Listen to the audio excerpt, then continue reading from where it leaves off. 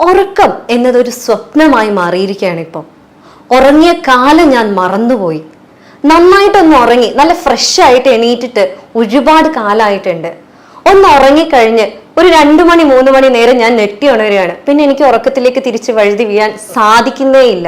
ഉറക്കക്കുറവ് കാരണം രാത്രി ഉറങ്ങാൻ ലേറ്റ് ആയിട്ട് രാവിലെ എഴുന്നേൽക്കാൻ നേരം മാത്രമാണ് എനിക്ക് ഉറക്കം വരുന്നത്. അതുകൊണ്ട് തന്നെ രാവിലെ എഴുന്നേറ്റ് കഴിഞ്ഞാൽ ഞാൻ വിചാരിച്ച കാര്യങ്ങൾ എനിക്ക് ചെയ്യാൻ കഴിയുന്നില്ല. ഭയങ്കരമായിട്ടുള്ള ക്ഷീണമാണ്. എല്ലാവരുടെയും മുന്നിൽ ഞാനൊരു നിനക്ക് എന്താ ഇത്ര മടി, നിനക്ക് എന്താ കാര്യങ്ങളൊക്കെ ഒന്ന് ചെയ്തൂടെ എന്നുള്ള വഴക്ക് കേൾക്കേണ്ടി വരികയാണ്. ഇങ്ങനെയൊക്കെ ആയിട്ട് ഞാൻ എന്താ ചെയ്യേണ്ടത് എന്നറിയാതെ നിൽക്കുകയാണ്. ഇത്തരത്തിലുള്ള ബുദ്ധിമുട്ടുകളാണോ നിങ്ങൾ അനുഭവിക്കുന്നത്? എങ്കിൽ ഈ വീഡിയോ നിങ്ങൾക്കുള്ളതാണ്.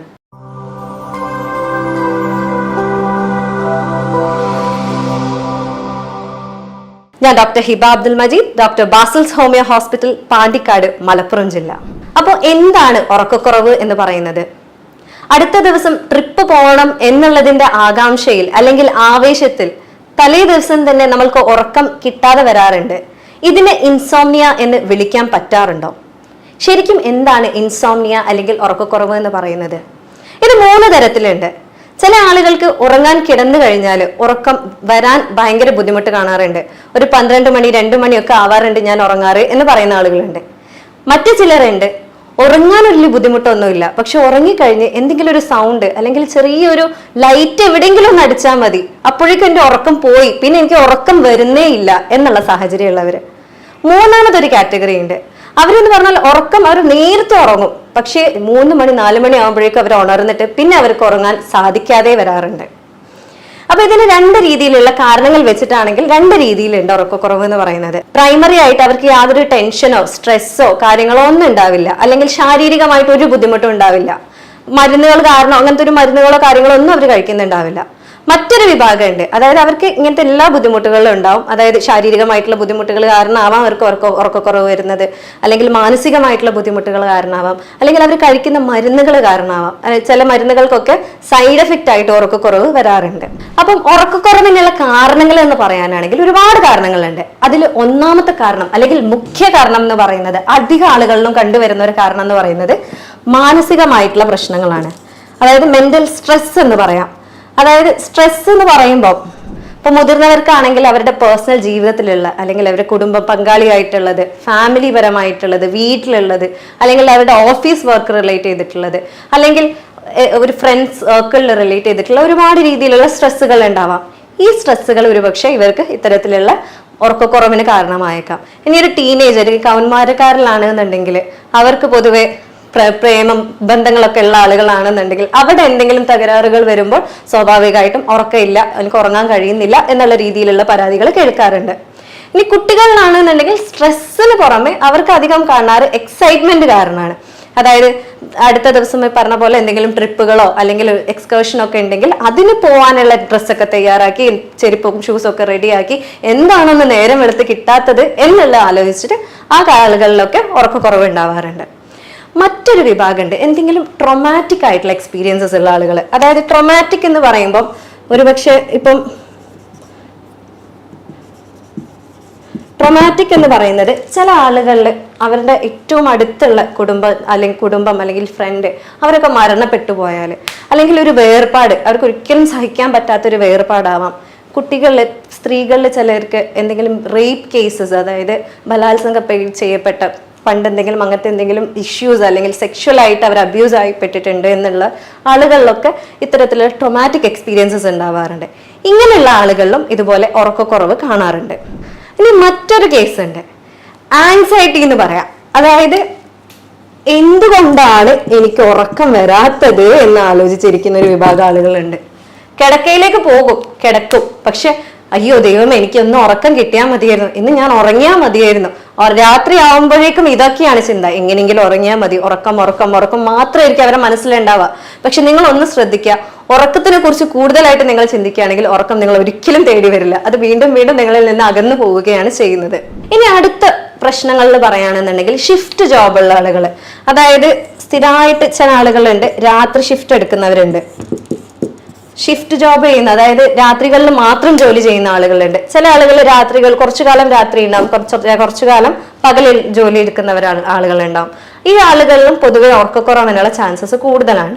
മറ്റു ചില ആളുകളുണ്ട്, അതായത് പങ്കാളി ഭയങ്കരമായിട്ട് കൂർക്കം വലിക്കുന്ന ആളുകളാണെങ്കിൽ, ഇപ്പൊ കൂർക്കം വലിന്റെ ഇടയിലൊക്കെ എന്ന് പറഞ്ഞിട്ടുള്ള ഇടയ്ക്കുള്ള സൗണ്ടുകളൊക്കെ ഉണ്ടാവാറുണ്ട്. അപ്പൊ ആ സൗണ്ടുകൾ കേട്ട് ഞെട്ടി, അതായത് ലൈറ്റ് സ്ലീപ്പേഴ്സ് ആണെന്നുണ്ടെങ്കിൽ, അതായത് പെട്ടെന്ന് എന്തെങ്കിലും സൗണ്ട് ഒക്കെ കേട്ട് ഉണരുന്ന ആളുകളാണെന്നുണ്ടെങ്കിൽ ഇത്തരത്തിലുള്ള സൗണ്ട് കേട്ട് ഉണർന്നു കഴിഞ്ഞാൽ പിന്നെ അവർക്ക് ഉറക്കത്തിലേക്ക് തിരിച്ചു പോകാൻ ബുദ്ധിമുട്ട് കാണിക്കാറുണ്ട്.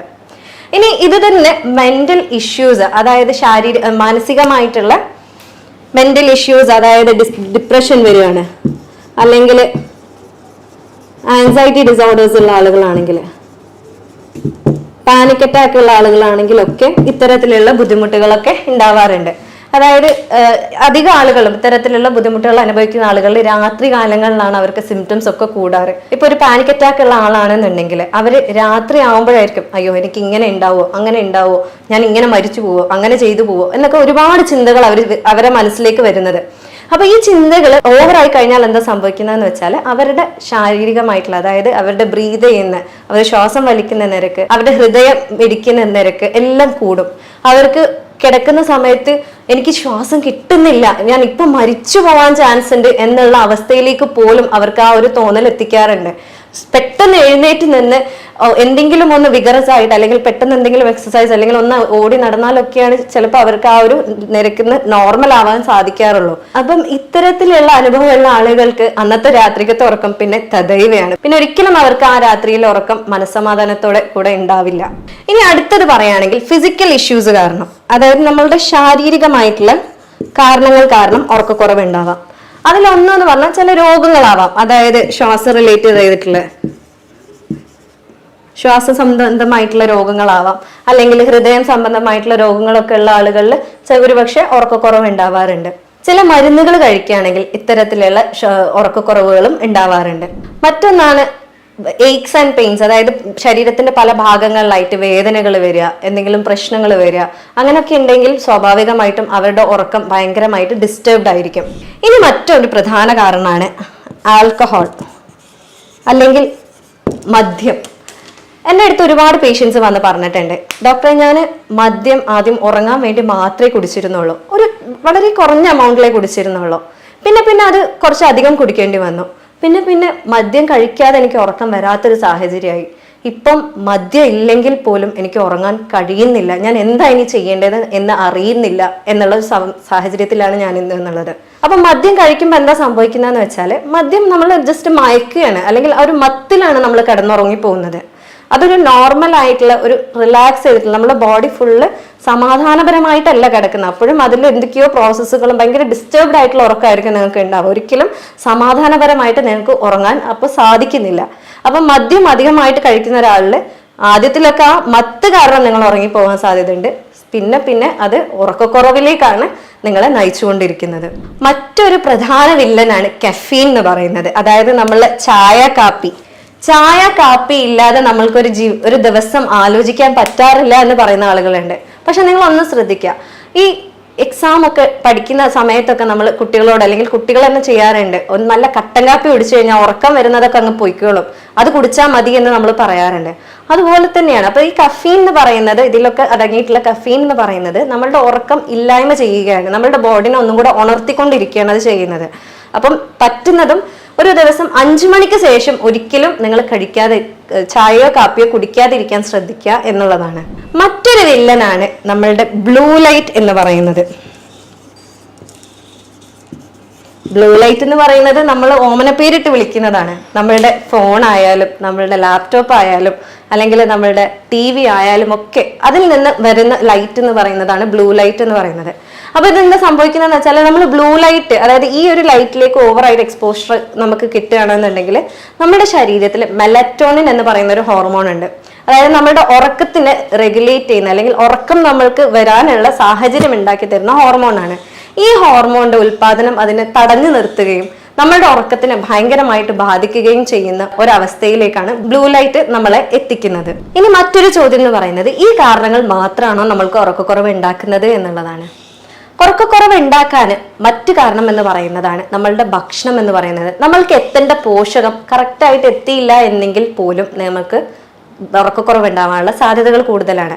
അപ്പൊ അതിൽ എന്തൊക്കെ കണ്ടന്റ് കുറഞ്ഞാലാണ് എന്നുള്ളത് നോക്കുകയാണെന്നുണ്ടെങ്കിൽ അതിൽ ഏറ്റവും ഫസ്റ്റ് റാങ്ക് കിട്ടുന്നതാണ് വിറ്റാമിൻ ഡി എന്ന് പറയുന്നത്. വിറ്റാമിൻ ഡി എന്ന് പറയുന്നത് നമ്മുടെ ശരീരത്തിലെ മെലറ്റോണിനെ ഉണ്ടാക്കാൻ സഹായിക്കുന്ന ഒരു വിറ്റാമിൻ ആണ്. അപ്പോൾ ഇതിന്റെ പ്രൊഡക്ഷൻ അല്ലെങ്കിൽ ഇതിന്റെ ഉൽപാദനം കുറഞ്ഞു കഴിഞ്ഞാൽ, അല്ലെങ്കിൽ വിറ്റാമിൻ ഡി കുറഞ്ഞു കഴിഞ്ഞാൽ സ്വാഭാവികമായിട്ടും ഇതിന്റെ ഉൽപാദനവും കുറഞ്ഞു പോകും. അപ്പോൾ അങ്ങനെയാണ് നമ്മൾക്ക് ഉറക്കത്തിനെ ഇത് ഡിസ്റ്റർബ് ചെയ്യുന്നത്. അപ്പൊ വിറ്റാമിൻ ഡി കുറവുണ്ടോ എന്നുള്ളത് നിങ്ങൾ എന്തായാലും ചെക്ക് ചെയ്യേണ്ടതാണ്.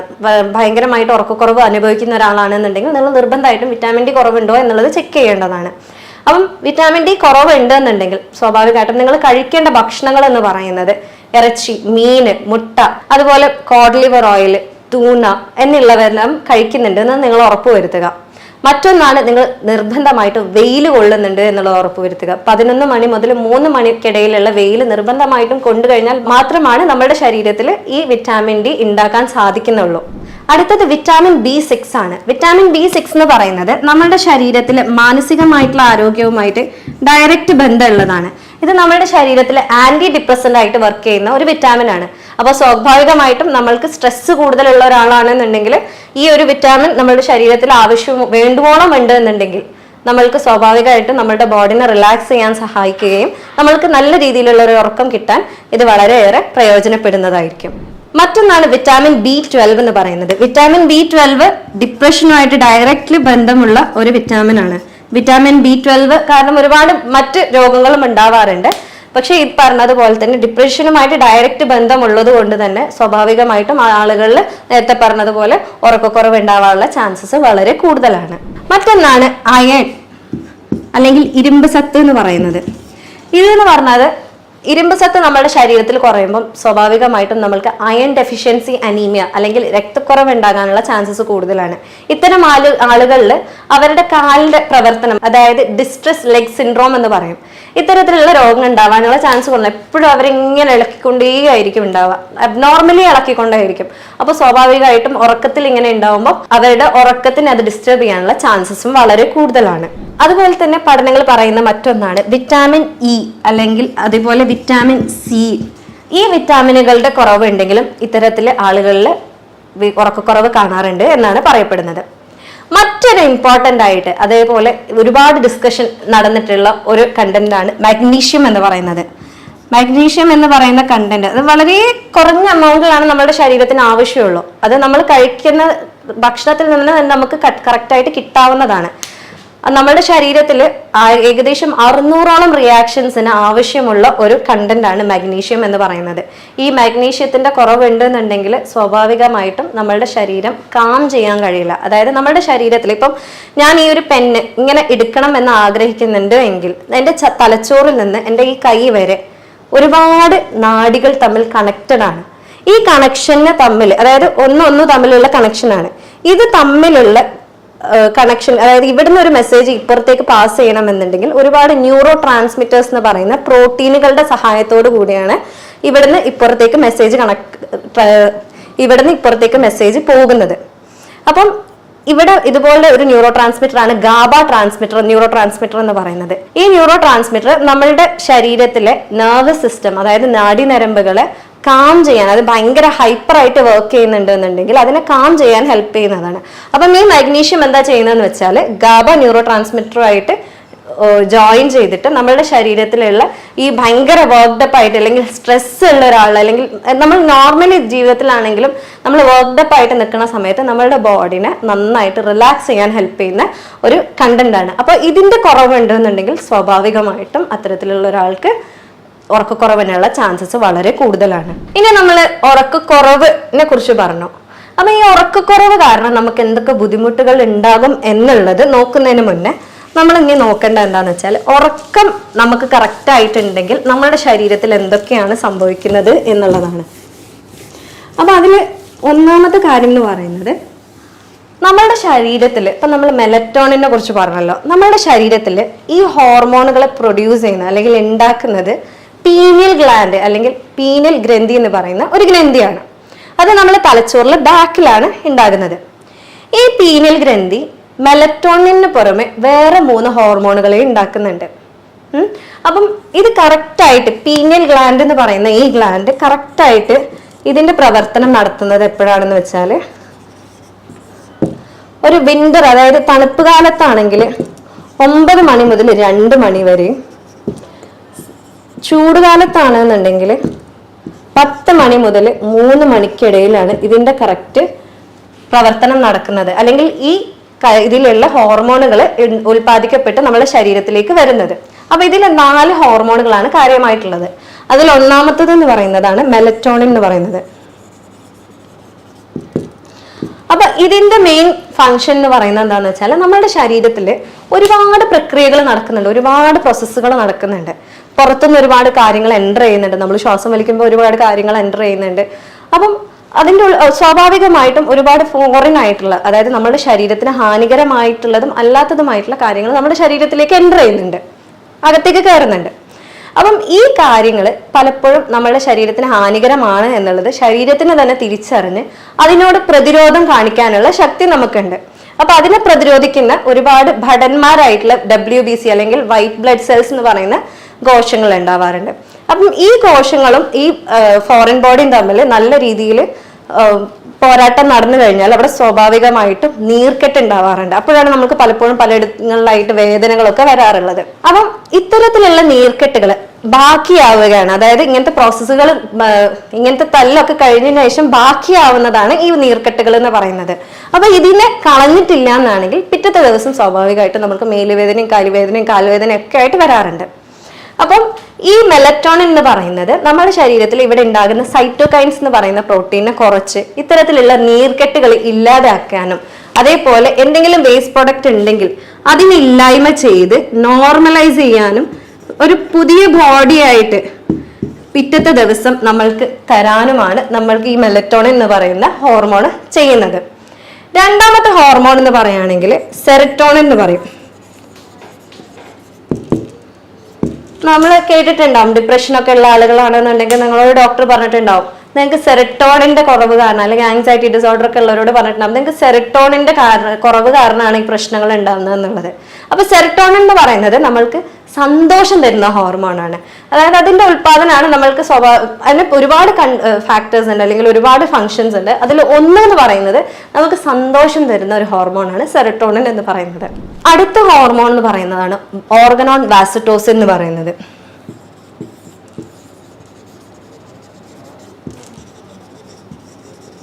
ഓർഗനോൺ വാസറ്റോസിൻ എന്ന് പറയുന്നത് ഈ ഹോർമോൺ ആണ് നമ്മൾക്ക് ഡീപ്പ് ആയിട്ടുള്ള ഉറക്കത്തിലേക്ക് പോകാൻ സഹായിക്കുന്നത്.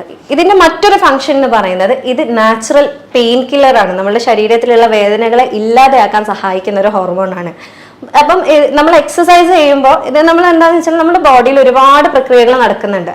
അപ്പോൾ ഒരു പ്രക്രിയ നടന്നു കഴിഞ്ഞാൽ സ്വാഭാവികമായിട്ടും അതിൽ എന്തെങ്കിലും ഒരു വേസ്റ്റ് പ്രോഡക്റ്റ് ബാക്കി ഉണ്ടാവും. ഈ വേസ്റ്റ് പ്രോഡക്റ്റിനെ പുറന്തള്ളി കഴിഞ്ഞാൽ മാത്രമാണ് നമ്മൾക്ക് നല്ലൊരു ഹെൽത്തി ആയിട്ടുള്ള ബോഡി ഉണ്ടാകുന്നത്. അത് അവിടെ നിൽക്കുമ്പോഴാണ് പലപ്പോഴും പല രീതിയിലുള്ള രോഗങ്ങളും വേദനകളും ഒക്കെ ആയിട്ട് നമുക്ക് ഉണ്ടാകുന്നത്. അപ്പം അത്തരത്തിൽ അതിനെ പുറന്തള്ളാൻ സഹായിക്കുകയും നമ്മൾ എക്സസൈസ് ചെയ്യുകയാണെങ്കിൽ ഇതിനെ കൂടുതലായിട്ട് നമുക്ക് ഉൽപ്പാദിപ്പിക്കാൻ സഹായിക്കുകയും ചെയ്യാറുണ്ട്. ഇനി നാലാമത്തെ ഹോർമോൺ എന്ന് പറയുന്നതാണ് എപ്പിതാലമിൻ എന്ന് പറയുന്നത്. എപ്പിതാലമിൻ എന്ന് പറയുന്നത് ഈ ഹോർമോൺ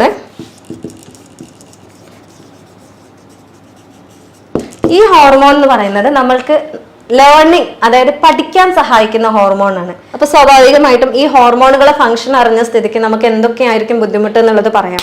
അതായത് നമ്മൾക്ക് ഒരു നല്ല ഉറക്കം കിട്ടിയിട്ടില്ല എന്നാണെങ്കിൽ ഒരു കുട്ടിയെ സംബന്ധിച്ചിടത്തോളം അവർക്ക് പഠിക്കാൻ നല്ല ബുദ്ധിമുട്ടുണ്ടാവും. പഠിച്ചു കഴിഞ്ഞാൽ തന്നെ പിറ്റത്തെ ദിവസം അത് മനസ്സിൽ നിന്ന് ഓർത്തെടുക്കാൻ പലപ്പോഴും പറഞ്ഞു കേട്ടിട്ടുണ്ടാവുമല്ലോ, നന്നായിട്ട് ഒരുപാട് ദിവസം രാത്രികൾ ഉറക്കമൊഴിച്ച് പഠിച്ചതായിരുന്നു, ഒരു കാര്യം ഉണ്ടായില്ല.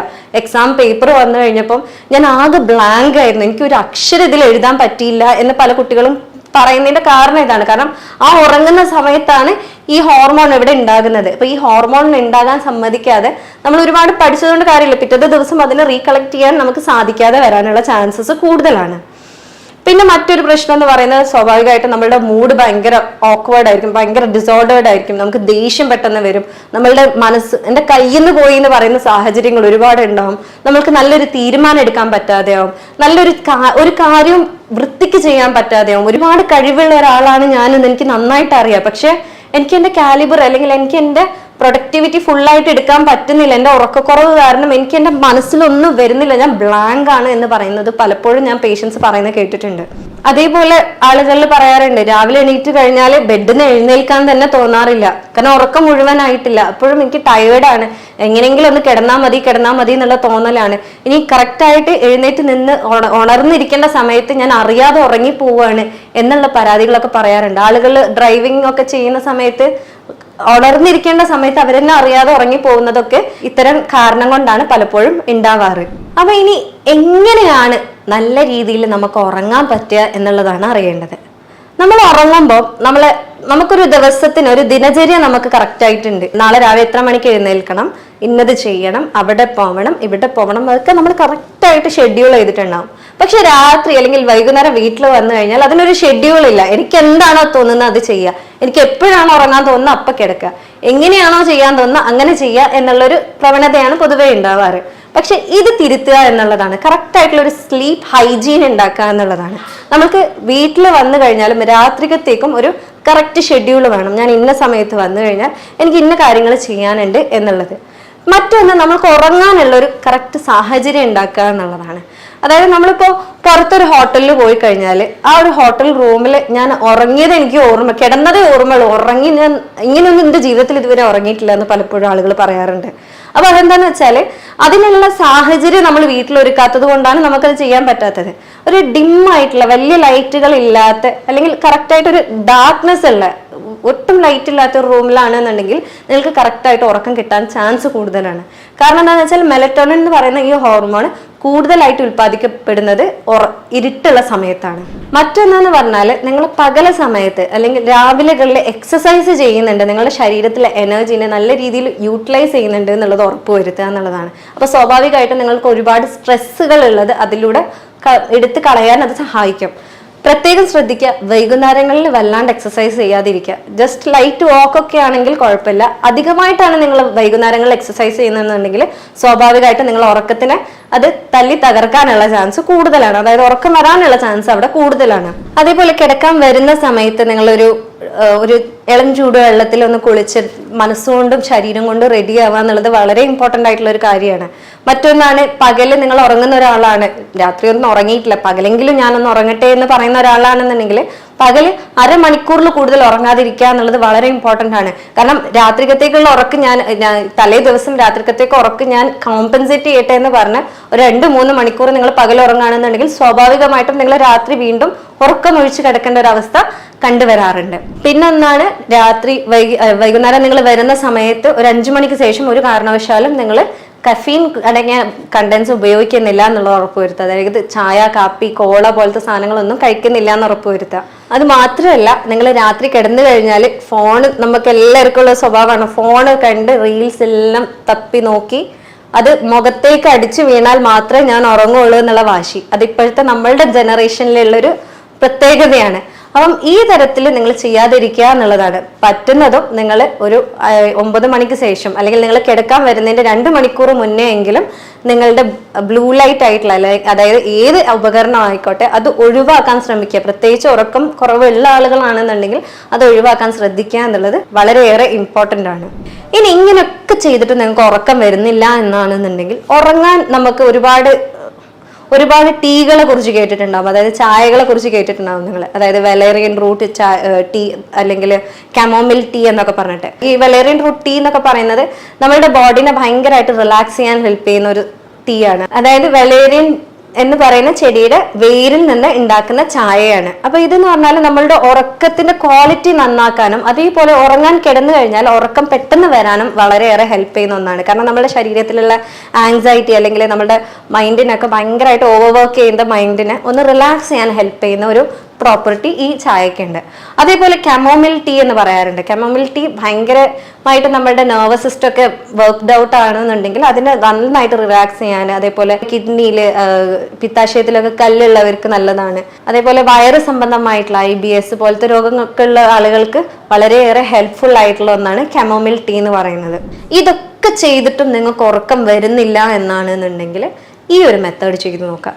അതായത് ഇതിന് മിലിറ്ററി സ്ലീപ്പ് മെത്തേഡ് എന്നാണ് പറയാറ്. അതായത് ഈ അമേരിക്കയിൽ ഉണ്ടായിരുന്ന പട്ടാളക്കാർക്ക് വേണ്ടിയിട്ട് പ്രത്യേകമായിട്ട് നിർമ്മിച്ചെടുത്ത ഒരു ടെക്നിക്കായിരുന്നു മിലിറ്ററി സ്ലീപ്പ് മെത്തേഡ് എന്ന് പറയുന്നത്.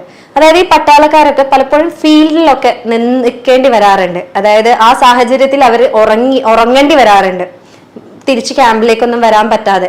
അപ്പം ഈ സാഹചര്യത്തിൽ ഉറക്കം എന്നുള്ളത് അവർക്ക് അനിവാര്യമാണ്. കാരണം ഉറക്കം കറക്റ്റ് ആയിട്ടില്ല എന്നാണെങ്കിൽ അവരുടെ റിഫ്ലെക്സ് അല്ലെങ്കിൽ അവരുടെ സെൻസസ് ഒക്കെ അതിൽ കുറയാനുള്ള ചാൻസസ് ആണ്. അതായത് പെട്ടെന്ന് ഒരാൾ ഷൂട്ട് ചെയ്യാൻ വരിക, അല്ലെങ്കിൽ അവർക്ക് പെട്ടെന്ന് റിയാക്ട് ചെയ്യണമെന്നുണ്ടെങ്കിൽ അവരുടെ ഉറക്കം കറക്റ്റ് ആയിട്ടില്ലെങ്കിൽ അവർക്ക് അതിന് സാധിക്കില്ല, അവരുടെ ബോഡി അതിന് സമ്മതിക്കില്ല. അപ്പം ഈ സാഹചര്യത്തിൽ അവർ നിർമ്മിച്ചെടുത്ത ഈ ഒരു ടെക്നിക്ക് എന്ന് പറയുന്നത്, അതായത് നിങ്ങളൊരു സ്ഥലത്ത് കറക്റ്റായിട്ട് കാമായിട്ട് ഇരിക്കാൻ ശ്രദ്ധിക്കുക, അല്ലെങ്കിൽ കിടക്കാൻ ശ്രദ്ധിക്കുക. ഇങ്ങനെ കിടന്നു കഴിഞ്ഞിട്ട് നിങ്ങളുടെ തല മുതൽ അടി വരെ റിലാക്സ് ചെയ്യാൻ പഠിക്കുക എന്നുള്ളതാണ്. ആദ്യം നിങ്ങളുടെ കണ്ണുകൾ അടച്ചിട്ട് റിലാക്സ് ചെയ്യാൻ ശ്രദ്ധിക്കാം. അത് കഴിഞ്ഞതിന് ശേഷം നിങ്ങളുടെ വായയിലേക്കും മൂക്കിലേക്കും അതേപോലെ നിങ്ങളുടെ ഈ ജോയിലേക്കൊക്കെ നിങ്ങളുടെ ഫോക്കസ് കൊടുത്ത് അവിടുത്തെ മസിൽ എല്ലാം റിലാക്സ് ചെയ്യുന്നുണ്ട് എന്നുള്ളത് ഉറപ്പുവരുത്തുക. ശേഷം നിങ്ങൾ കണ്ണടച്ചുകൊണ്ട് തന്നെ നിങ്ങളുടെ തോളിലുള്ള മസിൽസ് എല്ലാം റിലാക്സ് ചെയ്ത് അത് താഴേക്ക് ലൂസായിട്ട് കിടക്കുന്നത് പോലെ ശ്രദ്ധിക്കുക. അങ്ങനെ ശരീരത്തിലുള്ള ഓരോ ഭാഗവും ഓരോ മസിലും നാഡിയും നരമ്പും എല്ലാം റിലാക്സ് ചെയ്യുന്നുണ്ട്. നിങ്ങളുടെ വയറെല്ലാം റിലാക്സ് ചെയ്യുന്നുണ്ട്. നിങ്ങൾ ശ്വാസം വലിക്കുന്നത് പോലും ഭയങ്കരമായിട്ട് കാമായിട്ട് ഒരു റിലാക്സ്ഡ് ആയിട്ടുള്ള ഒരാളുടെ പോലെയാണ് എന്നുള്ളത് നിങ്ങൾ സങ്കല്പിച്ച് നിങ്ങൾ തന്നെ ആ രീതിയിൽ നിങ്ങളുടെ ബോഡിനെ റിലാക്സ് ചെയ്തെടുക്കുക. ഇത് റിലാക്സ് ചെയ്യുമ്പോൾ നിങ്ങളുടെ കൈക്കാലുകളിലെ വിരൽ വരെ നിങ്ങൾ റിലാക്സ് ചെയ്യുന്നുണ്ട്. ഓരോ മസിലിനെയും നിങ്ങൾ ശ്രദ്ധിച്ചുകൊണ്ട് അവിടെയുള്ള വെയിറ്റ് എല്ലാം പോകുന്നുണ്ട് എന്നുള്ളത് ഉറപ്പുവരുത്തുക. ഇങ്ങനെ എല്ലാം ഉറപ്പ് വരുത്തിയതിനു ശേഷം ഇതിൻ്റെ ഇടയിലൊക്കെ പല ചിന്തകളും വരും. ഇതൊക്കെ ചെയ്തിട്ട് ഇപ്പം എന്താ, എനിക്കിപ്പോൾ ഉറക്കം വരാൻ പോകുന്നില്ല എന്നുള്ളതെല്ലാം. പക്ഷെ ഈ സമയത്തൊക്കെ നിങ്ങൾ വേറൊരു കാര്യം ആലോചിക്കുക എന്നുള്ളതാണ്. അതായത് നിങ്ങൾക്ക് ഏറ്റവും ഇഷ്ടപ്പെട്ടത്, നിങ്ങൾ ജീവിതത്തിൽ എന്തെങ്കിലും അച്ചീവ് ചെയ്യാൻ ആഗ്രഹിക്കുന്നത് അല്ലെങ്കിൽ പോകാൻ ആഗ്രഹിക്കുന്നത്, നമുക്ക് എല്ലാവർക്കും ഒരുപാട് ആഗ്രഹങ്ങളുണ്ടാവും. അപ്പൊ ഈ ആഗ്രഹങ്ങളെല്ലാം ഇങ്ങനെ റിലാക്സ് ചെയ്തതിനു ശേഷം നിങ്ങൾ വിഷ്വലൈസ് ചെയ്യാൻ ശ്രദ്ധിക്കുക. അതായത് ഇപ്പം ഞാനൊരു +2 വിദ്യാർത്ഥിയാണ്, എനിക്ക് നല്ല മാർക്കോട് കൂടെ ഞാൻ പാസ്സാവുന്നുണ്ട് എന്നാവണം എന്നുള്ളതാണ് എൻ്റെ ആഗ്രഹം എങ്കിൽ ഞാൻ നല്ല മാർക്കോട് കൂടെ പാസ്സായി എൻ്റെ വീട്ടിലുള്ള ആരവങ്ങൾ, എൻ്റെ വീട്ടിൽ എന്നെ എല്ലാവരും കൂടെ എങ്ങനെയാണോ കൺഗ്രാജുലേറ്റ് ചെയ്യുന്നത്, എത്രത്തോളം സന്തോഷമാണ് എനിക്ക് ഫീൽ ചെയ്യുന്നത് എന്നെല്ലാം നിങ്ങളൊന്ന് ഇമാജിൻ ചെയ്ത് നോക്കൂ. സ്വാഭാവികമായിട്ട് നിങ്ങളുടെ മൈൻഡും നിങ്ങളുടെ ബോഡിയും ഒന്ന് റിലാക്സ് ചെയ്ത് പോകും. അപ്പൊ ഇത്തരത്തിൽ നിങ്ങൾ എന്താണ്, ഇപ്പൊ നിങ്ങളൊരു ബിസിനസ് ഇടാനാണ് ആഗ്രഹിക്കുന്നത്, ആ ബിസിനസ്സിലുള്ള വളർച്ചയെ കുറിച്ച് നിങ്ങൾ സങ്കല്പിക്കുക. നമുക്ക് സങ്കല്പിക്കാൻ ഒന്നും എവിടെയും പോകേണ്ട, ആരുടെയും സമ്മതം ചോദിക്കേണ്ട ഒന്നും ആവശ്യമില്ലല്ലോ. അപ്പം ആ രീതിയിൽ നിങ്ങൾ സങ്കല്പിച്ച് നിങ്ങളുടെ ബോഡിനെയും മൈൻഡിനെയും ഒക്കെ റിലാക്സ് ചെയ്ത് നിങ്ങൾ അങ്ങനെ പോവുകയാണെങ്കിൽ സ്വാഭാവികമായിട്ടും ഒരു പോയിന്റിൽ നിങ്ങൾ അറിയാതെ ഉറങ്ങി പോകാനുള്ള ചാൻസ് കൂടുതലാണ്. ഇത് പലപ്പോഴായിട്ട് നോക്കുകയാണെന്നുണ്ടെങ്കിൽ ഒരു 6 ആഴ്ച നിങ്ങൾ കണ്ടിന്യൂസ് ആയിട്ട് നോക്കുകയാണെന്നുണ്ടെങ്കിൽ അറിയാതെ തന്നെ 2 മിനിറ്റിനുള്ളിൽ നിങ്ങൾ ഉറങ്ങാനുള്ള ചാൻസ് വളരെ കൂടുതലാണ്. ഇങ്ങനെയൊക്കെ ചെയ്തിട്ടും എന്തൊക്കെ നോക്കിയിട്ടും എനിക്ക് ഉറക്കം വരുന്നില്ല എന്നുള്ളൊരവസ്ഥയാണെന്നുണ്ടെങ്കിൽ നിങ്ങൾ തീർച്ചയായിട്ടും ഒരു ഡോക്ടറെ കാണേണ്ടതാണ്. നമ്മളിവിടെ ഡീറ്റെയിൽ ആയിട്ട് നിങ്ങളുടെ ശാരീരികവും മാനസികവുമായിട്ടുള്ള പ്രത്യേകതകളെല്ലാം കണക്കിലെടുത്ത്, കാരണം ഓരോ വ്യക്തിക്കും അവരനുഭവിക്കുന്ന വേദനകൾ വ്യത്യാസമുണ്ട്. അവർ കാണാൻ വ്യത്യസ്തരായെന്ന പോലെ തന്നെ അവരനുഭവിക്കുന്ന ഓരോ വേദനയും ഓരോ യാതനകളും വ്യത്യാസമുണ്ട്. അവർക്ക് അനുഭവിക്കുന്ന ഉറക്കക്കുറവിൻ്റെ രീതി പോലും വ്യത്യാസം ഉണ്ടാവാറുണ്ട്. അപ്പോൾ ഇതെല്ലാം കണക്കിലെടുത്തിട്ടാണ് നമ്മളിവിടെ നിങ്ങൾക്ക് മരുന്ന് തരുന്നത്. അപ്പോൾ അതുകൊണ്ട് തന്നെ പലപ്പോഴും ഒരുപാട് ആളുകൾക്ക് നല്ല രീതിയിലുള്ളൊരു ട്രീറ്റ്മെൻറ്റ് മെത്തേഡ് ആയതുകൊണ്ട് തന്നെ നല്ല രീതിയിലുള്ള മാറ്റം വരുത്താൻ സാധിച്ചിട്ടുണ്ട്. അപ്പോൾ ഇതിനെക്കുറിച്ച് കൂടുതലായിട്ട് അറിയണം അല്ലെങ്കിൽ ഇതിന് ട്രീറ്റ്മെൻറ്റ് ആവശ്യമുണ്ട് എന്നുണ്ടെങ്കിൽ നിങ്ങൾക്ക് എന്നെ ബന്ധപ്പെടാവുന്നതാണ്. ഞാൻ doctor Hiba Abdul Majeed, doctor Basil's homeo hospital, Pandikkad, Malappuram ജില്ല. മറ്റൊരു ഹെൽത്ത് ടോപ്പിക്കുമായിട്ട് നമുക്ക് വീണ്ടും കാണാം. താങ്ക്